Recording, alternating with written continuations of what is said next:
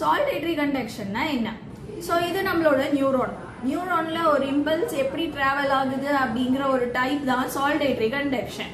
So நம்ம நியூரானோட ஆக்சானை சுத்தி இருக்கிற இந்த செக்மெண்டல் கவரிங்க்கு பேரு மைலியன் ஷீட்.